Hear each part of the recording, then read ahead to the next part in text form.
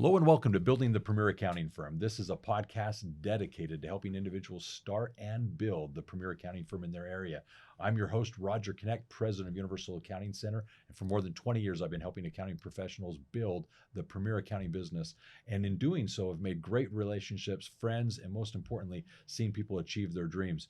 Each and every week, I have on as a guest experts in their own right as to things that basically affect us as we're running our business. And today's going to be no exception. I've got Brad Fisher. Brad happens to be the founder, owner, and operator. Having worked with business owners in family businesses primarily, you've had a successful run of a variety of things and have written a book. And I know that you're actually referred to as that transformationalist, right? Thank you. Yes, that's right. Yeah. So what's the name of the book that you had written? The book is called Family Business Abundance. Yes, and I like the fact that you're focused on the family. That's a unique thing that you do. I've obviously tried to introduce you. What more would you say about yourself? Well, one thing I'd say is, just to be clear, our practice, our business has gone far beyond family business. So a lot of our clients now are not just family-owned business, but I love those folks, and that's a big part of the heart of our firm still is family business. But we've branched beyond. We work with what we call growth stage companies primarily, and we'll get into it more as we go forward. But yeah, I'd say background on me. My wife and I grew up in North Dakota. We've lived all over the country, worked with many, many companies of our own over the years and other people's, and did about 20-year period where we worked with what's called family offices, helping them manage their direct investments and their financial affairs, and very exciting. So, we've had conversations, we may have them today, about multi-generational businesses and how those have evolved. You've got the founder, and then after the founder, the children, the siblings come into the business, the grandchildren then take the helm, and what those challenges are that those businesses face. So we may tap into some of those. Be careful. I have strong opinions. I know you do. I know you do. Well, that's why I'm going to ask. That's great. So all of those things being said, let's talk real quickly about scalability. I know that you focus in your business about that. What does scalability mean to you? Scalability is... it's a concept around planned and structured growth and prosperity. So a lot of times, most of the time, people will start companies and they will take it a day at a time and they'll do their best. And they will, how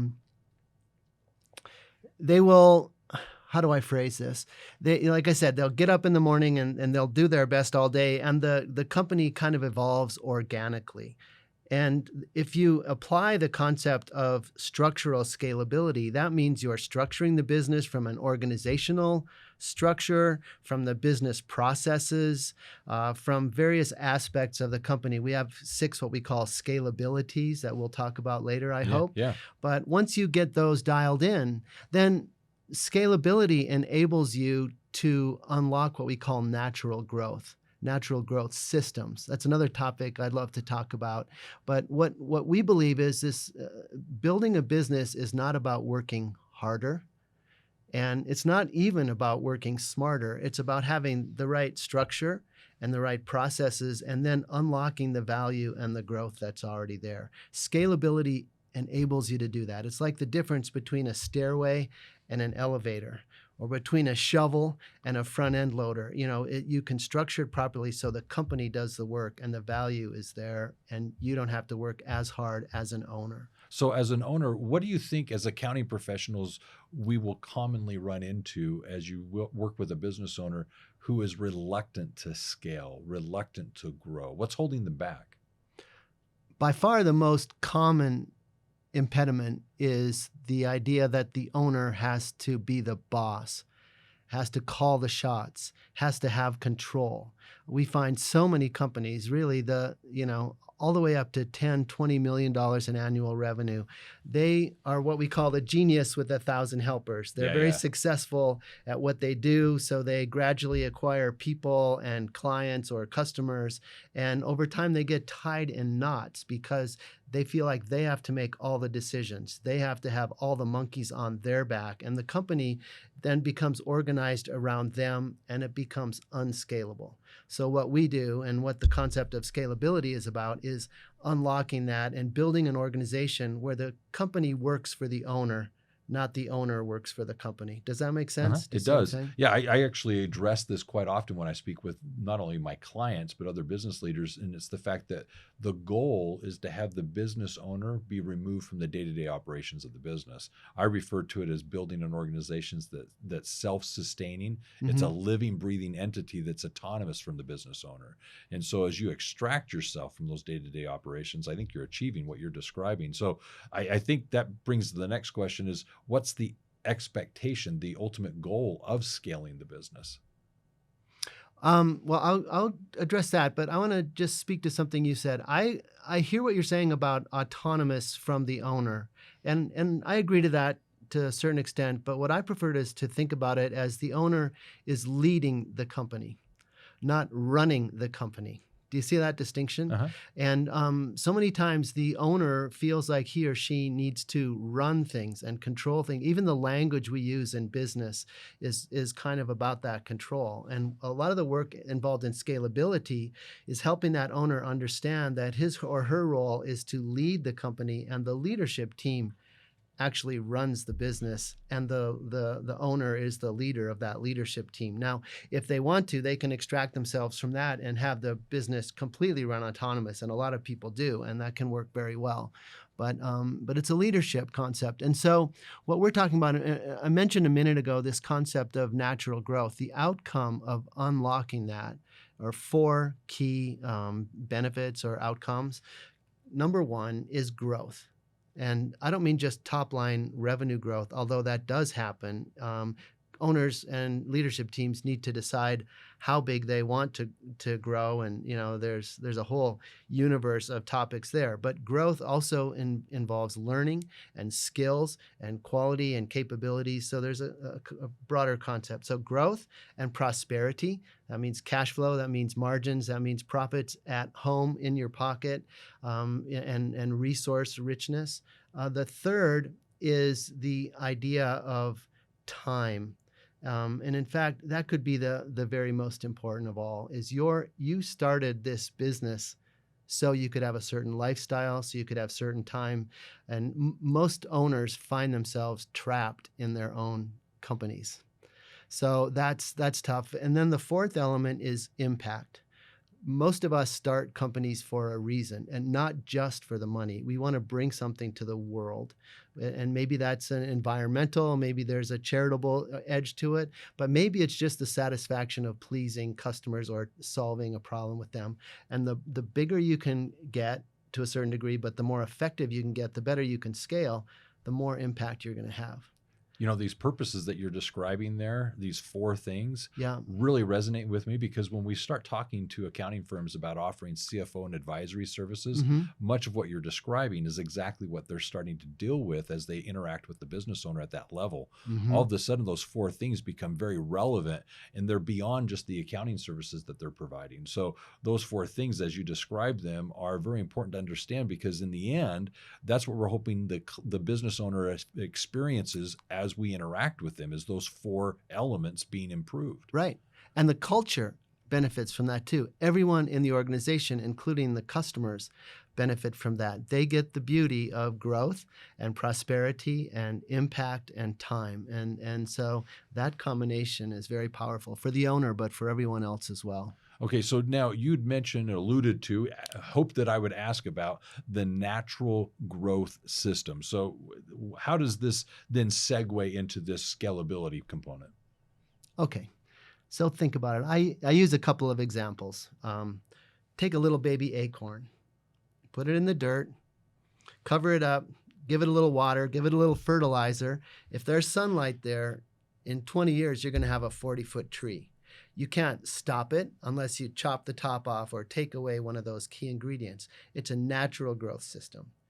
Same thing, you take a little baby, give her a bottle when she's hungry, change her diaper once in a while, give her a hug, let her take a nap. Her little cells are going to divide much faster than you want. And pretty soon you're going to have an adult woman in your family. And those are examples of a natural growth system. And in my career, I've worked with a lot of multi-billion-dollar companies as clients, and also little baby startup companies. And I've had several little baby startup companies of my own that have grown. And what I have found is the same principle applies. Every billion-dollar multinational company was once a little tiny baby startup. And then it went through the growth stage. And all of this scalability came to play. 100%, just like 100% of the billions of oak trees in the world, every one of them was once a little baby acorn. That's a natural growth system. So it kind of reverses. So if you're talking about a startup or an emerging stage company, it's not about working harder or thinking you have to outsmart people. It's about finding that natural value that's already there. If you're providing value to the world, if you know exactly who you're selling to and why they buy from you, what they hire you to do, if you have proper financial infrastructure, processes, if you're making money on transactions and scale economies are in your favor, if you have a team of people who believe in your values and your mission, have the capacity and structure to grow, if you have the right technology and infrastructure, and finally, if your work processes are effective. You may notice I just labeled 6 things, and we'll talk about that later. But if those pieces are in place, then I challenge you to tell me why a company would not grow. If you're providing value, if you know who your customers are, if the financial infrastructure is proper, you have a team of people that are scalable and committed and aligned with you, if the technology supports it and your work processes are effective, that's like that tree that's going to grow to 40 feet tall. So the thing I really like about this that I believe will resonate with everyone listening is the fact that you're referring to this as being natural. It is. This is something that just happens. And earlier you spoke of control, that some business leaders like to maintain or retain control. Yes. And what that does is it inhibits that natural progression. That's right. And so what we're trying to do as we work with our clients, especially in this capacity, is to help them realize that things can naturally progress if they just let things go. And at this point, I think it would come to flourish in the idea of delegation, workflows. So you mentioned these 6 things. Let's briefly go into each of them and kind of illustrate how they all apply here. So what's the first one? So we have, as I mentioned, 6 scalabilities. I like to compare them to the muscle groups in your body. Okay. So generally speaking, we have 6 muscle groups. We have your back, your shoulders, your chest, your arms, your legs, and your abs. So if you go to the gym, you're going to, and a good workout and a good, multi-year strengthening process, you're going to work each of those 6 muscle groups in concert, and they're going to grow, and they're going to be flexible and strong, and you're going to be healthy, and you're going to have lots of options.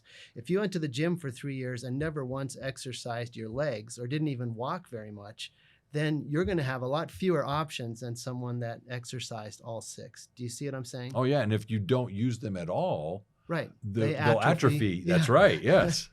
Right. So the 6 scalabilities are: number 1, leadership and culture. Number 2, we call market, focus, and fit. Again, that's who you're selling to, why they buy from you, precisely what you're selling them, and what they're hiring you to do. It's amazing how few companies have clarity around that. You'd think everyone would, but they don't. And they struggle to even articulate it. Yes, exactly. Yeah. The third is what we call business model and finance. Again, the accounting processes, and I know you're all very familiar with this, and the unit economics, the lifetime value of customer, the metrics behind the business, the scalable, the economies of scale. The fourth is the team alignment and capacity. Are the people aligned with your mission and your values and the vision for the company?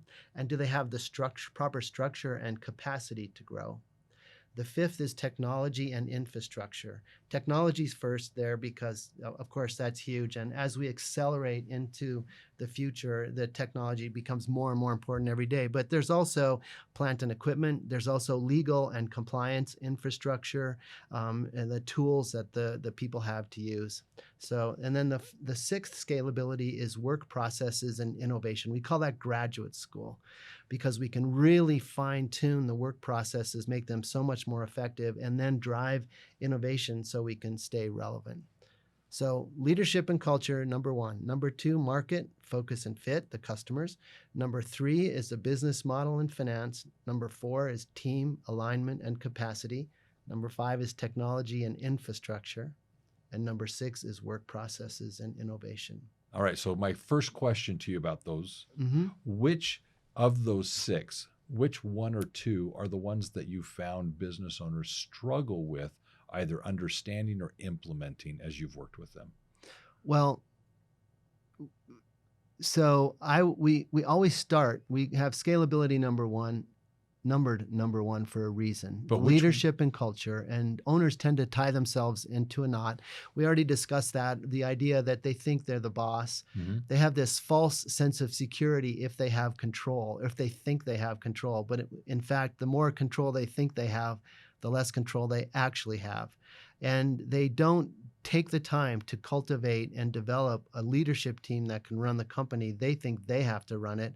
And they also take for granted that their personal values are somehow obvious and apparent and filter through the company. And business owners are notoriously good communicators in some ways and bad communicators in others. There tend to be, they tend to, their job is to communicate, and they bring people around them and they sell and they do a good job, but they think people can read their minds, and they can't. So clarity around the mission, around the core values and guiding principles, the standards that they will accept and or not tolerate, the vision for what they want to do in the next 3, 5, 10 years. Having that clarity is the first step. And most business owners don't. Most are 5 out of 10. Sometimes you're a 7 out of 10, but you need to be an 8.5 or 9, and it's not that hard. So that's the biggest and the first. Okay, so of the six, you say that first area is where they typically struggle the most. Why do they struggle so much there? Because they think it's all about them. They think they're the hero of the movie, and they're not. They're actually, if we want to take movie examples, we, look at Lord of the Rings or The Hobbit. They're not the Bilbo Baggins or Frodo. They're Gandalf. They're not Luke Skywalker. They're Yoda or Obi-Wan Kenobi. I'll go into these movie references all you want. The Beauty and the Beast. They're not the hero. They're not Belle. They're the candlestick that's helping her get to where she needs to go. That's what the owner and the leader is. They've got to learn how to suppress that hero instinct and become somebody that can develop the team. Yeah, I like that analogy, and I'm very familiar with it because another one that's often utilized is the Karate Kid. You're not that young boy, right? You're rather that sensei that's really instructing and guiding. So all those illustrations, I think, are helpful to illustrate what you're trying to do with this business owner and help them become for their business. So that's very important. So there's a box element to all of this. What is the box? So how many sides does a box have? Well, I'm going to assume that you're just going off a traditional box. So in a 3-dimensional environment, we've got 8, right? No, there's 6 sides. 6. Yeah. Yep. 6 sides, one for each scalability. Ah, okay. So we got all sorts of pictures, which I could show you, or you can visit our website. But imagine a box. Your business is enclosed within that box. If each of the 6 sides need to expand or be able to expand in parallel so that the box has integrity. So you can imagine one side of the box not growing, but the other side's growing, or 2 not growing. You can imagine all sorts of strange shapes that a box would take. But if you've got your 6 scalabilities dialed in, tuned up right, then that natural growth process is going to work. And the job of the business owner and the leadership team is to be working on the next box before the company hits the edges of its current box. Because if you hit your current box edges, it's like being in a can of sardines. You get trapped, and it's so frustrating, so expensive, and hard to transition. But if you're doing your job right with proper strategic planning and the proper scalabilities in place, then you will be able to have that next box ready to go, and the company can have a smooth, natural growth process. Does that make sense? It does. And as you're explaining that, one of the things that I would add is it's very similar to like a caterpillar going into a cocoon and coming out of it as a butterfly. It's very similar to a reptile basically shedding its skin. What you're doing is you're going from one box to the next. You're evolving and becoming a different business. Oh my gosh, you just hit the best metaphor, the caterpillar and the butterfly. Yeah. So You're absolutely right. And that's why, so the mission of our company, the Scalable Leadership Group, our mission is very simple. We transform companies, leaders, and lives. That's it. We transform companies, leaders, and lives. Every one of our team members and every one of our clients can tell you that in a heartbeat. And we live for that. You called me a transformationalist at the beginning, Yeah, and that's why. And that's what we do. And I love the metaphor of the butterfly and the caterpillar, because the caterpillar has no idea what it's like to live as a butterfly. correct. No concept. They just crawl along and eat and eat and eat and eat. And all of a sudden, they go into this transformational process and they emerge a butterfly. And if the butterfly tries to live with the rules and the success criteria of a caterpillar, What it it's enjoyed going as to a be dead in caterpillar. about 30 minutes. Yeah. It has to learn how to be a butterfly, and it'll flourish. And, so that's I love that you brought that metaphor up. We use that all the time. Yeah, that is perfect. Okay, so let's go ahead and kind of extend this. What's a common myth associated with what you do? When someone meets you, learns of what you do, maybe even is beginning to work with you, what's a myth that they have about what they're going to experience? Incremental progress. They think we're consultants, and they think that we're going to come in and we're going to solve some business problem, or we're going to say, look, what's troubling you? How can we fix that? Or how can we improve your sales by 8.5% next year? Incremental progress. That's what consulting is about. And people look at us and they think we're a consulting firm that's going to come in. That's not what happens. We call our company the Scalable Leadership Group. We chose that name for a reason. We have two tracks in our company. One is the corporate scalability track, where we have companies and they go through a program that builds that scalability into each of those 6 areas that we discussed. Underneath those 6 scalabilities, each scalability has 4 key benchmark elements, and so there's 24 elements that if you implement those in your company, you're going to be 80 to 90% scalable. And then beneath that are the tools, probably 120, I haven't counted them, different tools across those scalabilities to perpetuate and sustain that. Excellent. And so the biggest misconception is that we're going to come in, ask you what you think is wrong, and then sort of help you kind of tweak things. That's not what we do. We're in the transformation business, and we take companies that are stuck or that are in the emerging stage and they're not structured for the growth stage, and we help them get on that track, and then they're on rails to drive those 4 benefits we talked about, which is growth and prosperity and impact and time. Yes, yes. Does that answer your question? It does, and I can relate to it because oftentimes when I'm working with a client, they presume, like you were alluding, that I have the answers, when in reality, they have the answers. It's through the correct questions that they oftentimes learn within themselves what needs to happen next. It's within them already. We're just trying to facilitate getting them to realize that they can be that next leader. So I want to jump back. I want to riff on that for a second, because you asked earlier, what is one of the things that holds business owners back the most?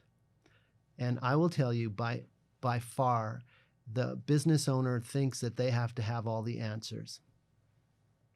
And instead, what's true is that they need to know how to ask the questions. yes. So if you want to be a scalable, and as I mentioned, our company name, Scalable Leadership Group, we have 2 tracks. We have the corporate scalability and structural scalability for the company. And then we have a leadership track for the executives and the owners, so they can be scalable too. And there are a few things that irritate me more than someone says, oh, she's a good CEO for startup companies or emerging companies, but she's not good at the growth stage or larger, and the implication that somebody becomes incapable of running their company as it becomes larger. That is because they haven't taken the time, or they haven't learned how to be scalable themselves. There's no reason a business founder can't scale all the way up to 20, 30, 50, $200 million CEO. You just have to know how to do it. Just like if you were a professional, or if you were a horse rider, you start with small jumps and bigger, nobody knows how to do this automatically. Yeah, yeah. To the point of the question, just since we're riffing here, one of the things that I think is hugely important with my clients is, first, helping them realize through the questions we're asking that they have the answers. But to your point, what we ultimately want to do is empower them to, as leaders, begin asking of their team the questions. And ultimately what we want to do is have them now have the right questions to then be used to run the business. Yep. So it's a training, if you will. So all of a sudden, as we're working with them, they're realizing in all the interactions that we're having, rarely are we giving the answers. We're asking all the questions. So in turn, we're teaching them that ultimately what they need to be doing when they walk into a meeting isn't coming with orders and barking out instructions. They need to arrive to the meetings with all the questions that they then solicit of their people, empowering them to come with all the answers. And so basically it's an illustration of what they ought to be doing that are best practices. And once you get a business owner to recognize that when they go to a meeting, they're not supposed to come in with all the answers. They're rather supposed to come Right. prepared with all the questions. Exactly. They now feel as if they're leading the group.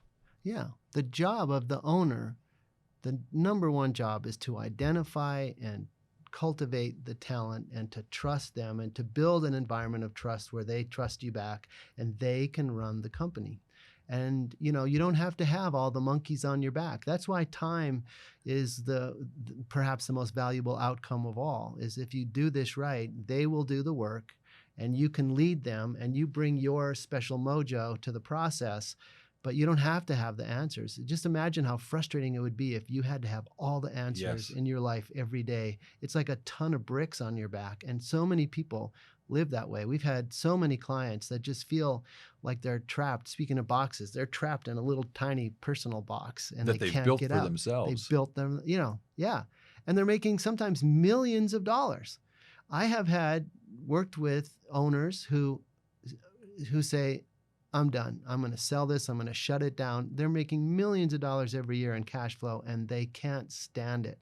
And I'm like, dude, you have an asset here that is so valuable, and it's valuable for your children and your grandchildren and their children. Why on earth won't you just take a step back and learn how to unlock the value that's already there, give yourself a break, and focus on those 4 outcomes: growth, prosperity, impact, and time. And it's like getting out of jail.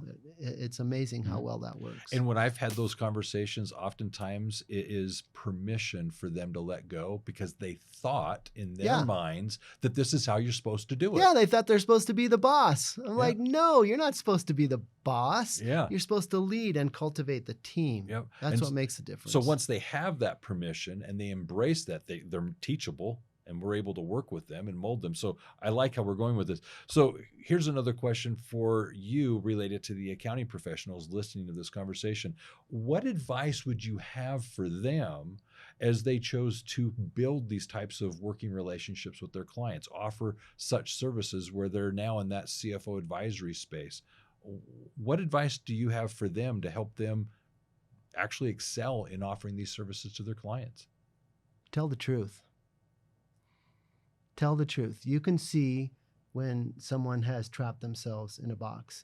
You can see when the structures are not appropriate. You can see when, I'll use an example you're all familiar with, is their financial infrastructure. You know when the processes aren't working well. You know when the chart of accounts is a little wonky. I don't need to go into detail on that. We need to have the honesty and the courage to tell the clients what they really need to hear and to invest in them. And sometimes that means you're going to walk away from clients, or they might not be willing to hear what you have to say. But if you do it in a compassionate way and with respect, they're going to start to rely on you. They're going to trust you at a much deeper level. And you're not going to just be an accountant or a vendor to them. You're going to be a true partner and an advisor that they're going to rely on. And that's how you build your practice. And then you build that into your team, into your people, that same kind of honesty, as that ability to be a detective and find things that are stuck and help them fix it. And you can build that into your culture. And that's what will perpetuate you and turn you into a great firm, a premier firm, instead of just an ordinary vendor accounting firm. That's how I would answer that question. I love it. I love it. So what is a lesson you've learned having worked with all these businesses, all these owners, that is a lesson you're glad you learned in your life, something that you feel you've personally benefited from?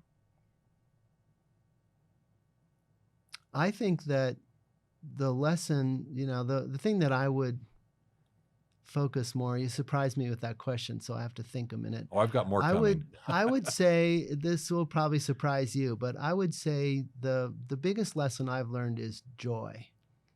And that might sound a little corny, something you don't hear on a business podcast. But what I found, and it starts within about 60 days of really looking at and being aware of the scalability process, is that joy comes from the business instead of hardship. And you get on a path where people are aligned with what you believe in and what you stand for and what you have in your heart and your vision, and you help them invent the vision, so you do it together. And all of a sudden, you've got an environment where people are happy to be there. They're working. And one of the things that pisses me off more than almost anything else is when a business owner or a leadership team member says, yeah, well, we don't have any accountability around here. And I'm like, that's because you're too lazy to build in that mission and those values and those expectations. That's on your shoulders, buddy, not on the company's shoulders. And what you need to do is build that scalable structure and scalable culture, get yourself some leadership skills, and you're going to, in addition to that, those 4 elements or outcomes that we talked about, you're going to unlock joy in the business that you never knew was there. And that's what takes a ordinary firm and makes it into a premier firm, in my opinion. I love this. So you just commented on accountability. One of the things that we do with our clients is we have a program that is called STAR, and it's meant to build a culture of accountability. Mm-hmm. It literally has, as part of the process, everyone being assigned a metric for which they're responsible for. And if that metric is achieved by them individually, by them as a department, by them as a company, then the business goals are being met. And what I have found is, as the business owner gets clarity as to what is expected from every individual within the organization, and they in turn also know what's expected of them, that key performance metric is liberating. They know whether or not they're doing their jobs. That's where, You know, they know, everyone around them knows what's expected. Right. And that quantifiable thing that everyone is accountable for, if you can then dashboard that and put it out there for public preview, all of a sudden what happens is people start to realize everyone's aware of what I'm doing. And what I do matters how. They figure out how they fit in the cog of all these working pieces. And that's fabulous, because now the company has clarity as to who does what, where, and when. That culture of accountability, it does come from the company establishing that and the leader giving it. So I like what you were sharing there. And you use the word clarity, and that's what it's all about. It's clarity. Yeah. And I love to use the metaphor. I'm full of metaphors, sorry, but the metaphor of illumination is very valuable in 2 really important ways, many ways, but 2 in particular. One is the idea of illuminating all the dark corners. A company that's not scalable, a company that's stuck, a company that's bossed by an owner instead of led by an owner, is going to have a lot of dark corners, a lot of assumptions, a lot of expectations that are not even clear or expressed. And so it's just a recipe for disappointment. It's a recipe for mistrust. It's a recipe for scarcity. And so the first step is to illuminate this through proper structure, through attention to those 6 scalabilities, and for the owner to learn that it's not just all encompassed in their head that they share.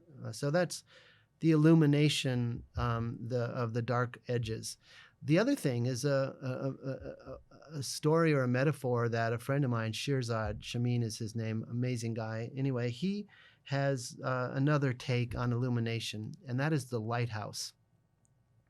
So let's pretend that we're in dark woods in the middle of the night, and there's trees all around, and we're lost. If we have a lighthouse that's shining in the distance, we might not even be able to see the outline of the lighthouse. We might not even be able to see the beam directly, but the shadows on the trees, and we're going to see that the light is taking us in this direction. Do you see what I'm saying? From where it's illuminating, we're going to be able to make our way through that dark wood all the way to our objective, and we're going to be okay. And the lighthouse really, to me, represents the mission and the core values and the guiding principles and the standards that we keep and the vision that we have for our company. If we have clarity around that, and also clarity around who we're selling to and why they buy, if we have those elements rock solid and clear, that's like that lighthouse shining to us through those trees, filtering the light, but we'll know which direction is true north, right? Do you see what I'm saying? Yeah. So illuminating the dark corners and having that lighthouse to guide us, those are just priceless. And it's all about clarity. Yeah. So I'm going to add to that. I'm going to take what you've said and, like you mentioned earlier, riff on it a little bit. The idea of illumination, huge. Because when I've had clients, and we've started our engagements by doing what we call engage and manifest, we want to actually ask the business owner, why are they doing this? Why are they in business? What's the passion that they have for what they do? Because when the hard times come, how do you push through this? What's that drive that you're tapping into when you have to go that extra mile? Where do you find that extra energy to push through those difficult times? And as a business owner, you have to have that resource, because there will be those moments. But to take the illustration of illumination, it's then asking the questions that no one else is asking of the business owner. I've had many occasions business owners say, that's interesting you've asked that. No one's asked me that before. Right. And they're having to explain things about their business. Fundamental things. Yes, that are in their own minds. Right. They've actually had these conversations with themselves, and that dialogue that they've had in their head, they're now having it verbally with me, and they're admitting, no one's ever asked me this. No one's ever been interested in this why. Yet they expect their team to know it and read their mind somehow, you know? Yes, they do presume that through their actions and decisions, people understand their whys that they get and so it, forth. but it's they not don't. true. They don't. Yeah. Very good. All right, we're going to switch the gears. I want to make one more point. Please, Do you mind? That is, you know, we talk about this concept of natural growth and scalability, and I don't want you to misunderstand me. This is not easy. This is hard work. And you are going to bump your nose, and you are going to come across challenges, and there are going to be those moments where you just can hardly imagine how you're going to get through to the next week or the next month.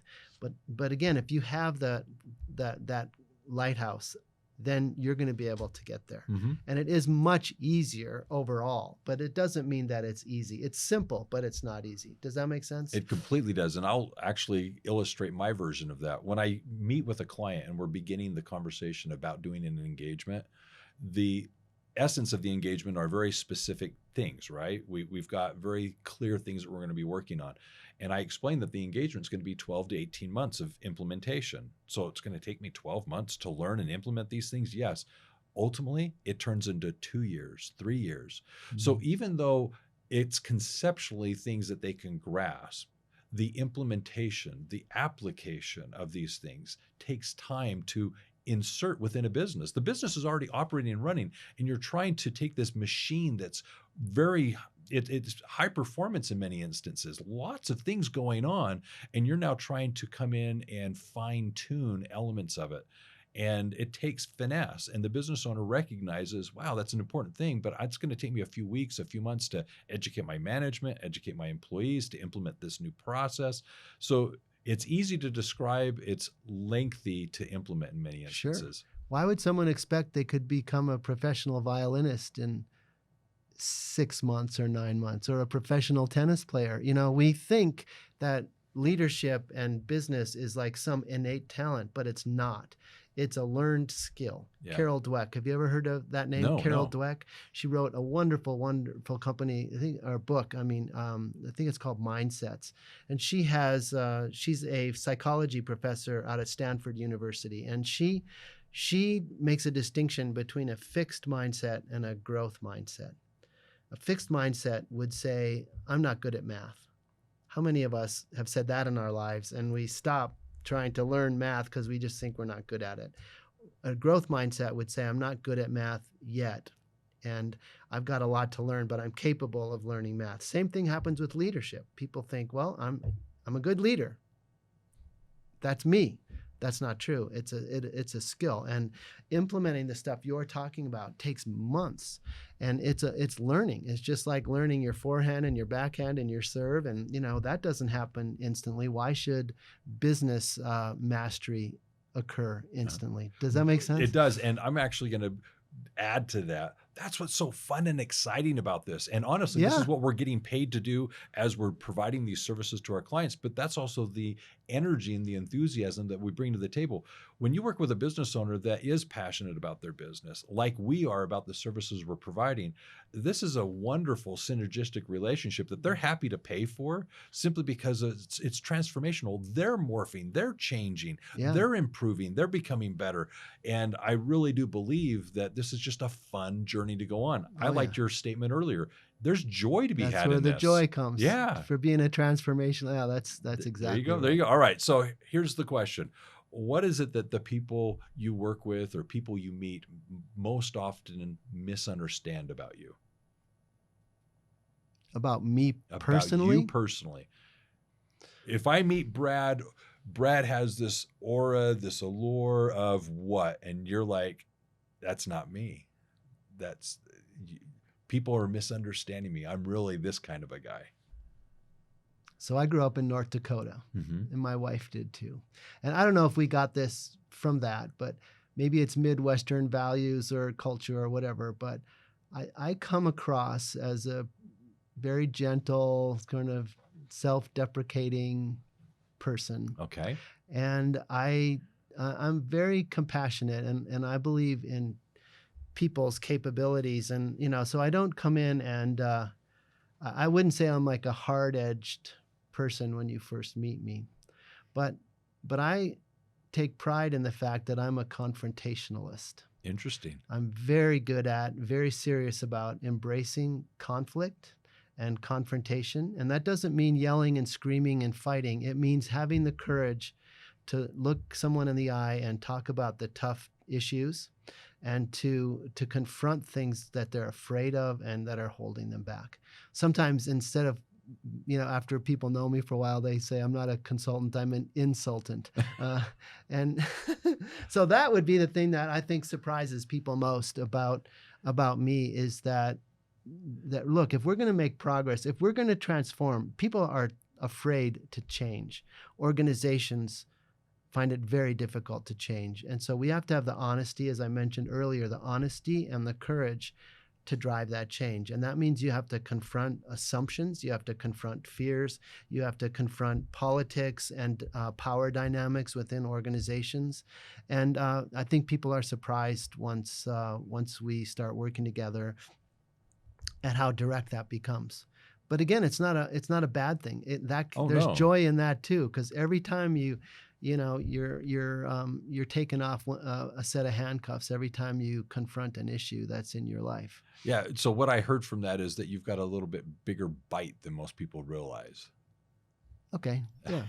They don't expect it. It's like, wow, I he sneak called up it out. on them, right? Yeah. Brad called me out. All right. So here's another one. What's your most favorite childhood memory?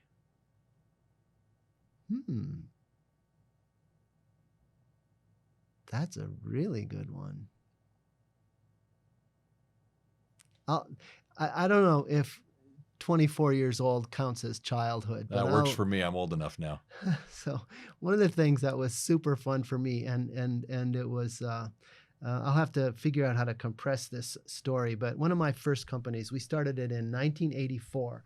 1 year after we were married. It was a company called SR1 Aviation. We actually built airplanes. I remember this. We built what's called ultralight airplanes. And I came into this and there was already a partnership in place, and I was the young business guy that was going to help them get this company on its feet.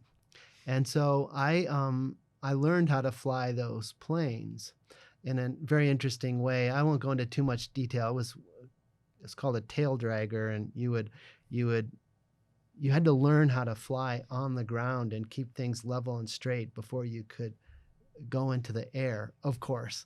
And so these guys would be flying the planes all day long, and all I got to do was go down the runway, turn around, come back. And it was thrilling and fine for me. And I did fine on that for about, several days of this. And my partner said, okay, now it's time to pull back a little bit on the stick so you can go up a foot or so. And I interpreted that as pulling back on the stick. He meant put a little pressure on. So I'm going down the runway, pull back on the stick, and all of a sudden I'm 75 feet off the ground, and there's a cornfield at the end of the runway. And at that moment, it was like, holy moly, I'm either going to survive this or not. So I put the throttle down and ended up flying, and it was the most liberating, to conquer that fear that I had of flying and flying by myself. Oh, yeah. And all the conservatism of stay on the ground. All of a sudden I'm up there flying, and it was the most amazing moment. So I guess I would call that out. Yeah, Sorry for the long-winded story. No, that was a good one. I would love to experience it, honestly. I would love one day. I would recommend you do it a little bit smarter than I did. A few more steps in between? Yeah, right. Okay. Right. Don't do it. A lot of people here in the area actually do ultralights and parasailing. And I think that's something that I have on my to-do list that I do want to experience. It's super fun. Yeah, it's great. That is good. All right. So what's your favorite holiday? Thanksgiving. And what movie is your favorite Thanksgiving movie then?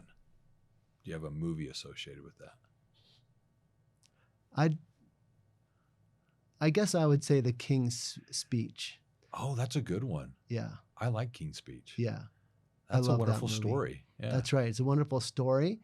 And I never really connected the dots until this moment, but it's actually an example of that courage to confront issues, both the courage that the king had when his brother abdicated the throne and he was thrown, and you recall he stuttered and he had all sorts of fears, and so he had to confront those, and his teacher, his coach, was strong enough to break down the cultural or the social norms and press and confront the issues that he needed to confront in order for his client, the king, to move ahead. And I just think it's a wonderful story, and it's a story of courage, a tremendous courage. And it just played out 120 years later with Queen Elizabeth transitioning to the new king. Exactly.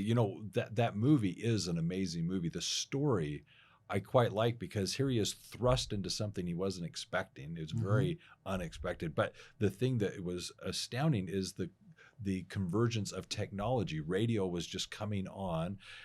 His people, of whom he reigned, didn't ever hear his voice, didn't know who he was or anything. Right, and now he was supposed to have this persona on the radio, and everyone had in their own mind who the king was and how he would sound. Right. And he had this moment to, very first time, be on the radio, and he had a speech impediment. Right. And what would come of that? Fascinating story, and very true story. So yeah, very good. All right, next one.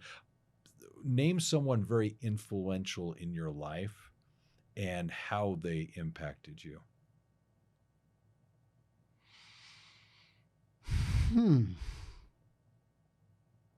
So do you mean a historical figure of some sort? No, someone personal in your life, a mentor, a teacher, a family member that really impacted you and supported you and influenced you, and how that was.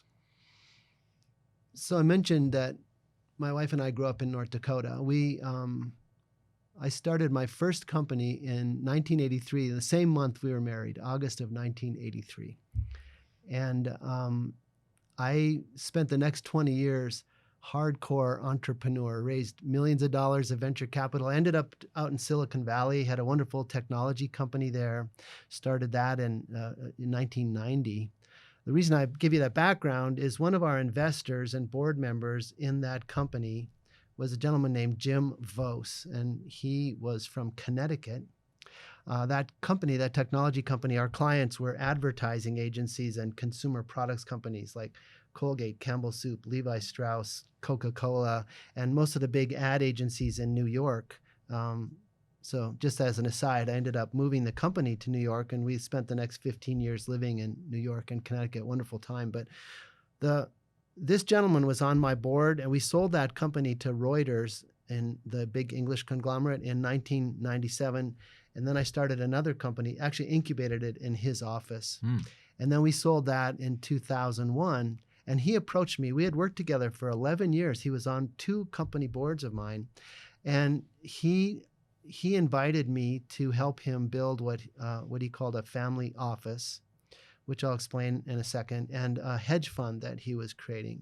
He was about 12 years older than me, I think, and he taught me about the world of investing and about the complexity of multi-generational families and the dynamics of great grandparents to grandparents to parents to children to grandchildren, and the continuity, the importance. And he also brought a lot of clarity to me around the concept of mission and values and guiding principles that can take you forward. And so he opened the door to this family work that I do, and also to the concept that I have control over the standards. You get what you tolerate, and the standards that I have are very clear. And I thank Jim Vos every day for helping me learn that. I love that. Thank you for that. I think that's so important. You brought up the multi-generational businesses, and I mentioned that at the beginning, and you said you have some strong opinions about that. Obviously, businesses with their founder have a lot of passion. There's a lot of energy, especially in the initial years of the company. And when a business takes off and it does very well and it benefits the family as it does, to where maybe multi-generations can participate in the leadership, there's an evolution that goes on from that first generation to the second to the third. Briefly talk about that and what dynamic they face and challenge they face. So I've mentioned a couple things that frustrate me. Here's another thing that frustrates me that I hear from clients. I don't want my kids to become entitled, so I'm not going to leave them anything, and I'm going to make them make their own way in the world. And I just don't. I just don't want my kids to become entitled like all these other kids that I see. And really good, smart, successful people often have that opinion. And that's fine, but it frustrates me, because what that tells me is those parents are not, either don't know how to or not willing to invest in their kids in providing the clarity of values and the education. I have worked with families that have billions of dollars, literally. I said that my friend Jim Vos introduced me to this family world, and I ended up so fortunate working with name brand families that everyone on this podcast would recognize. Mm-hmm.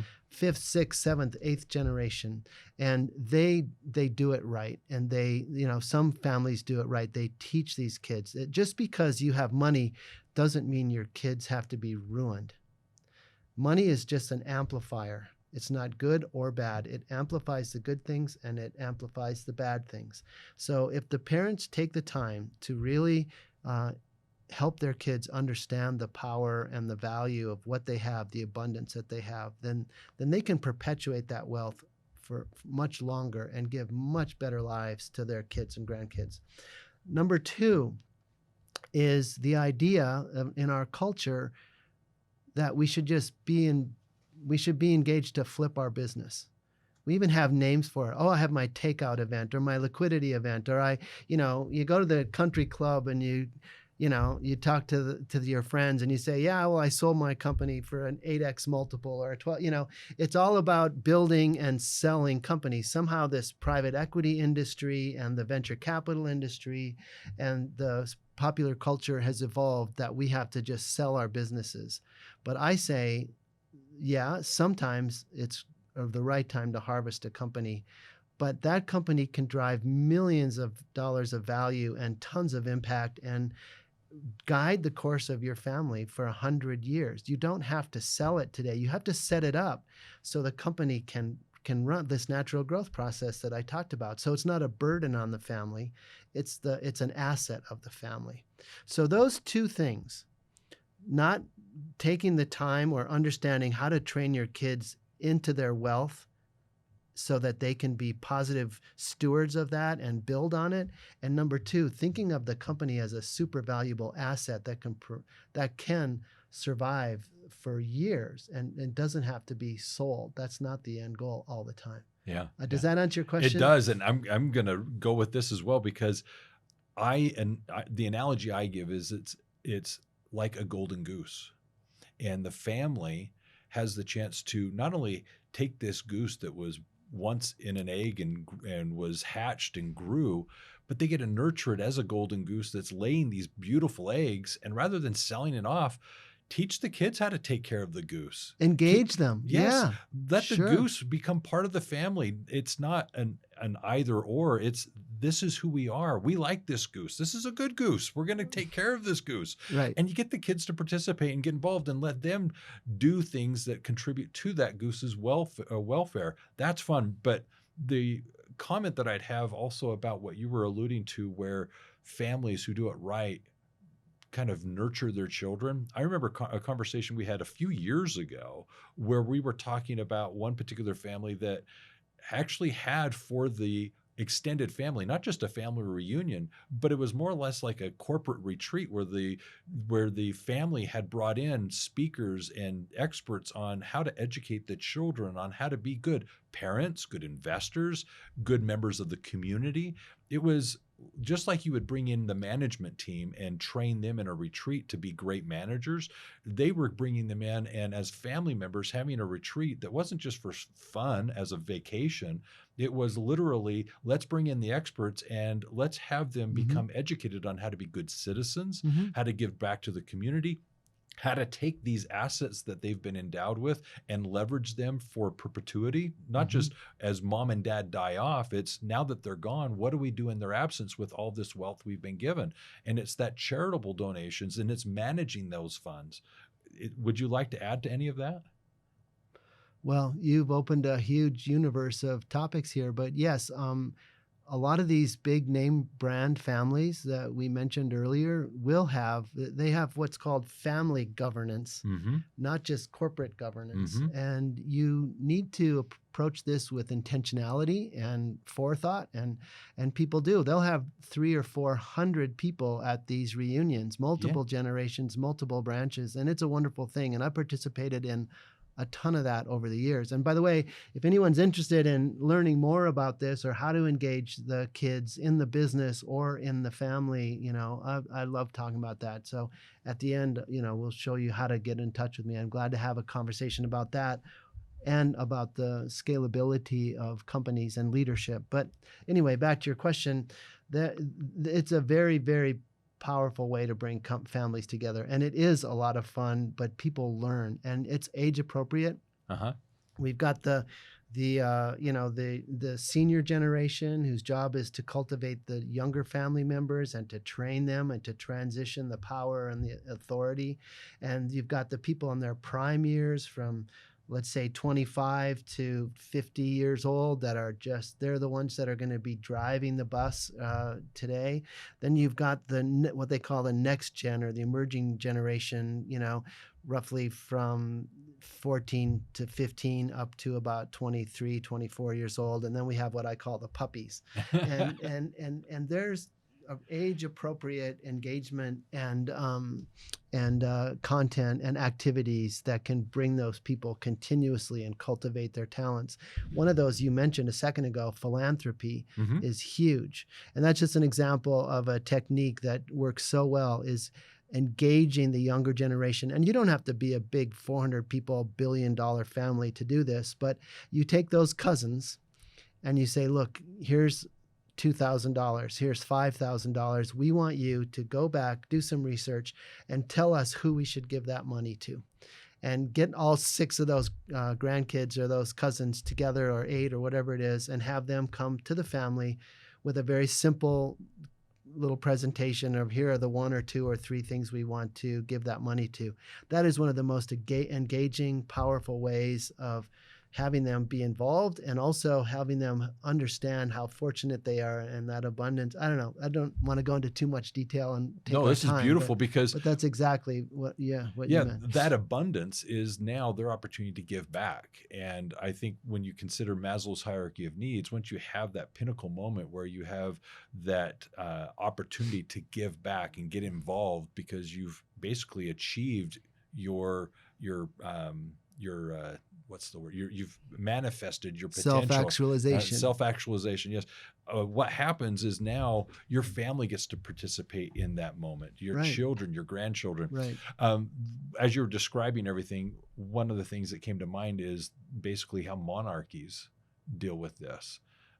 You earlier were talking about King's Speech, and Hmm. we just had Queen Elizabeth pass. You've got now King Charles that's come to the throne. Well, if you look at their family, Queen Elizabeth, when she in the 1940s, 47, I believe it was, became queen, she dedicated her life to the kingdom, to the people, and lived her life accordingly. Well, King Charles, Prince Philip, Prince Williams, they were all groomed, if you will, to take on various roles in the family role running this dynasty.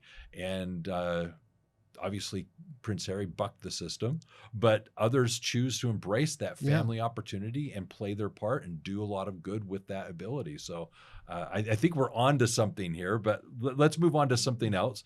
I want to move from the business and move away from the personal, and I'm just going to do some off the wall questions. If you could be anywhere in the world, live anywhere in the world, where would it be? Well, I'm probably a pretty boring person, but my wife says that I always love where I live. And we live here in Utah, and I can be on the chairlift in 35 minutes from my house. And it's so, I don't think there's someplace I'd rather live than, we've lived in Manhattan and in Connecticut and in San Francisco area twice, and Minnesota. There's so many beautiful places in our country and in the world. So I'd be happy in a lot of them, but I like it right here. Well, I'm going to I'm a be, happy boy. yeah, I'm going to I be don't with, want yeah, you're to. totally fine. I've spoken to numerous people who have said the same thing, and having traveled as much as I have, I love coming home to Utah. Utah is a Yeah. very unique place and quite Yeah. like it. You asked earlier, because of a question I asked, if I was talking about someone historical and deceased. So I'll ask it now. If there was someone historical, someone influential that you could meet with, alive or dead, who would it be and why? Wow. So we have two boys. Our oldest son is Tucker, and our youngest son is Brooks Theodore Fisher. So we named Tucker after Preston Tucker, an entrepreneur that created the Tucker motor car Okay, back in yeah. the late 30s and early 40s. And an amazing story. And I saw my first Tucker when I was 12 years old at a car There's very auction few in of those. Auburn, India. They built 51. I think there's Yeah. 49 left. Yeah. And I've always been intrigued by him. And our younger son, middle name Theodore, after Teddy Roosevelt, who's been a big hero of mine in most of my life. Now, both of those people I've learned as an adult were flawed in substantial ways. Preston Tucker and Teddy Roosevelt, who was one of the best presidents we've had. And so those people I'd love to meet, just because I'd love to toss around the positives and the negatives. But oh boy, there are just so many people throughout history. I'm a classical music buff. I'd love to meet Mozart and J.S. Bach and Gustav Mahler. That would be really wonderful. And Michelangelo, the great artists, and Da Vinci. If I had to pick one person, it would probably be Leonardo da Vinci. Wow. That's who I would love to have dinner with. Both artist, scientist. I mean, he was very well rounded. Yes. Right. Okay. Excellent. Right. Okay. You've talked about travel, living in many places. If you could travel anywhere, where was your favorite trip, and what would you recommend someone doing if they were to do the same? I don't. We haven't really gone on huge like Machu Picchu or big adventure trips that I would recommend. I mean, I'm just voracious. I love to go anywhere. We've gone on a lot of trips that are based on music, either when I was performing as a young person or going to, here we were just in San Francisco for a wonderful concert of the San Francisco Symphony. So I build a lot of our trips around things that are interesting to me, history or our love of music and being able to see that. So those are the, I guess I would recommend having, some sort of theme or some sort of onus that you can explore. But it doesn't matter if you're going to Scandinavia or Italy or Asia. Or, I've never been to Africa. I'd love to do that and really dig in there. So excellent. And by the way, your trip to the symphony, you did via roads. It was a road trip, not just Oh yeah, we fly drove. there to San Francisco, No, fly we back. drove. You Yeah, drove. Yeah, it was a right. good trip. Yeah. All right. So next, movies. You brought up King's Speech. Give me 3 top movies. What are your favorite movies? Wow. I'm not a huge movie. I love movies, but I don't know that I have. So I do love that the King's Speech.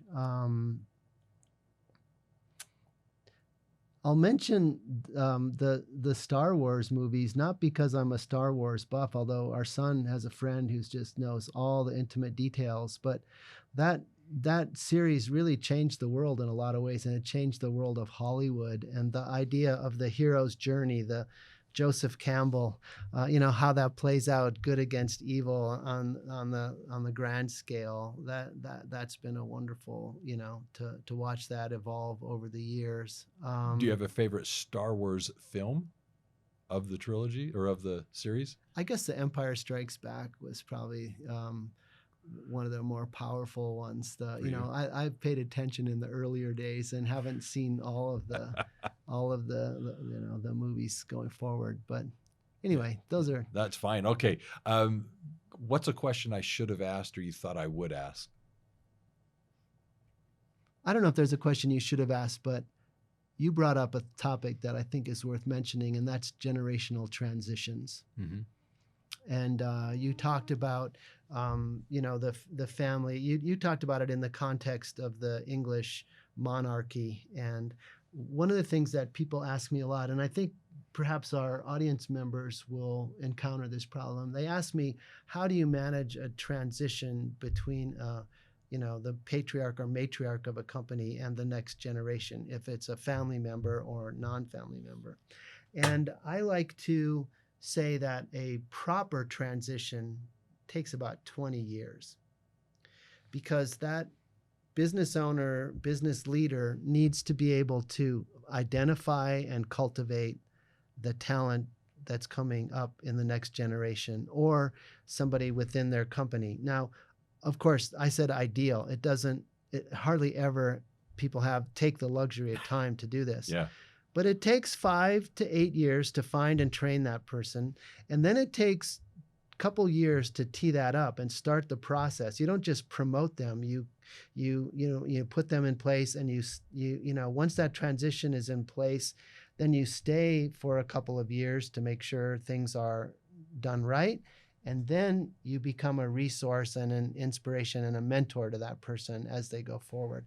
So ideally, the process will take 5 to 20 years to do a proper transition, but people wait way too long. I had a client a few years ago, 89 years old. Oh my heavens. And he used to come to meetings and say, "If I die." And I'm like, dude, you're way past your expiration date. This isn't a question of if. And he didn't do that. He waited, and he painted himself into a corner, and he became stuck. And his children were fighting, kind of like Rupert Murdoch. There's a big, story around that. You can't wait too long. You have to be building and be thoughtful and intentional about that leadership transition process. So that's one thing that you kind of asked, but not explicitly. Well, I'm glad you brought that up, because it doesn't do anyone any favors when the person at the helm doesn't leave a clear direction of what's happening next, whether it's health, whether it's their own demise and passing. You don't know what's going to happen, and it never happens ideally, like you pointed out. So you could anticipate your exit, but it always, I think, comes premature. And if you don't have the right people in place, it causes for just this tumultuous transition, and it's not fun for anyone involved.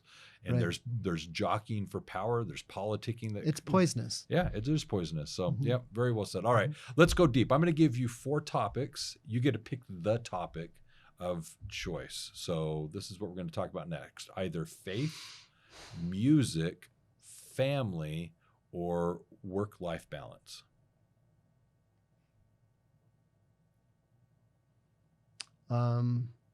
Faith, music, family, work-life balance.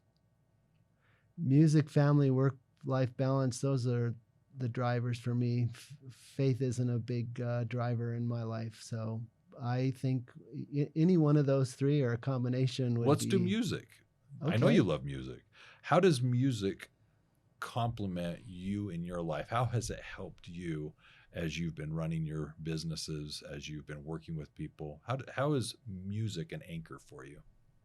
Well, that brings in the other two, family and work-life balance. So that's kind of cool. So one of the aspects of my life that I really value is creating things, and creating music is fun. Now I'm not a composer and I haven't spent a lot of time, but actually making music. I was a very serious musician when I was young, and our son actually is a professional musician. He plays the oboe in symphony orchestras. Beautiful.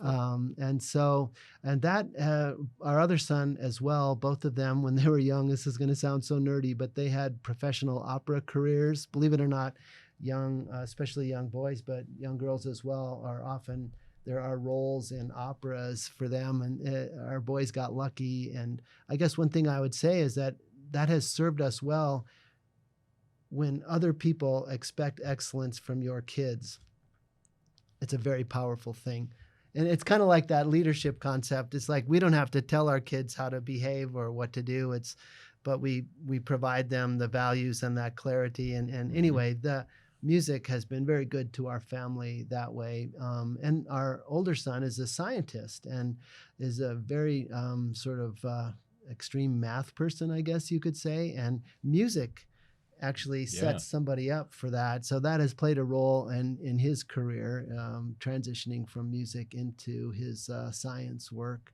But it just gives me a tremendous amount of pleasure and intellectual engagement. And I love, popular music from my old days, 60s, 70s, 80s. I'm not a big pop music fan. I couldn't really tell you even who's popular today, but I transitioned over the years into classical music, and it's just it provides focus, and it's kind of like meditation with I was actually going to use with a that little word. extra edge to it, and it really helps me think more clearly, I think, as well. Yeah, there's Brings two peace. Go there's ahead. two things on the classical that I experience. One, I can meditate very well with some very good classical music, Right. but at the same time, I can become hugely energized, Yeah. as if I'm the chorister. Yes. Where Yes. I mean, you get like Beethoven, and you're wanting to up there and just go with it, and that's what's fun, is it has that wide Emotionally. yes. Yes. So Yeah. Yeah. I can relate to what it is you're sharing there. So the music can be very influential in And that regard. meditation is all about quieting those voices in your head and learning how to control that, learning how to recognize when your thoughts stray and whip your mind back into that focus on your breath or whatever. And music provides that same thing, and you can develop that same sense of focus onto the music itself, and it does energize you even. Yep. So Sure. you're bringing back a memory. So I'm from here in Utah. There is a classical station, 89, where basically, as a young boy, I remember on the side of my bed having the AM transistor radio attuned to that, with the lights out in my bedroom, going to sleep, listening to them play the classical music. So that's awesome. that was how I, like you were saying, I need that I station. need to calm the voices in my head, and that music, just having that there on the transistor radio, allowed me as a young man to go to sleep. And I was a young man, and you're familiar with the station, so there you go. Yeah, excellent. That is so funny. All right, so here's what we're going to do next: rapid fire questions. So these are either ors. You pick one. Okay, so I'm just going to go down the list. You pick whichever you prefer. Okay. And then one of these is going to be really easy, because I was going to basically. I didn't sign up for this. I want you to know. No. This is good. This is good. All right. Breakfast or dinner? Breakfast. Okay. Drive or fly? Drive. Oh, I love to fly. I don't know. I love to fly, but if I was going on a reasonably short trip, it would be drive. Yeah. I'm all for, I like road trips. But I do fly quite a bit. So yeah, either or. All right. Disneyland or Disney World? Disneyland. Okay. How about SeaWorld or Six Flags? SeaWorld. Introvert, extrovert? Extrovert. Read a book or watch a movie? Read a book. Money or fame? Money. Star Wars or Star Trek? Star Wars. Okay. Very good. All right. So here's what I'm going to do. I'm going to wrap this up and just bring it to a close. But before we end, I'm going to come back to you for a closing thought, just a final word, if you may. Okay, so here we go. First of all, for the listeners, definitely want to encourage you to subscribe to this podcast. Obviously, each and every week we're having on expert guests to have a conversation about things that are relevant to you as you're running your business, building the premier accounting firm. And therefore, I encourage you to subscribe, set the notifications, and check it out each and every week as we release these podcast episodes for your benefit to, in fact, have the premier accounting firm in your area. In addition to this, I invite you to listen to our past episodes. It's in our past episodes that you'll be able to find gems of wisdom, topics ranging from marketing, selling, pricing, to perhaps onboarding clients, client relationships, offering quality services, much like what we discussed today, to that point of not just accounting, but also CFO and advisory services, and so much more. In addition, we also want to ask for your feedback. Feel free to comment, leave a review, let us know what you're thinking of the podcast, give us suggestions, and in doing so, we'll be able to actually include these in future conversations. In addition to this, I do want to invite you to check out the episode description. We have a few offers here. First of all, one of the offers is Brad is putting there some information to, if you'd like to, reach out and speak with him directly so as to actually have a conversation about offering these services and some of the insights that he has doing these very things for his clients. In addition to that, we want to have you check out what it is you can do to become a profit and growth expert. It's as a profit and growth expert, you're able to offer quality CFO and advisory services following the universal business builder model. And it's in that you're able to actually then provide accounting, tax, and CFO and advisory services following a very clear engagement with your clients. Lastly, what I want to do is invite you to check us out at universalaccountingschool.com, or give us a phone call to apply these principles in your business and ask how you can better improve what it is you're doing in your company by calling us at 801-265-3777. And always remember, if it's about accounting, it's universal. So what's your last thought for the audience? My last thought is to be true to yourself and to the reason you started your firm or joined your firm in the first place, and to leverage that clarity into the proper structures and into the proper environment so that your firm works for you rather than you working for your firm. Perfect. All right, everyone, be safe out there. Take care. And accounting success is universal. Be safe.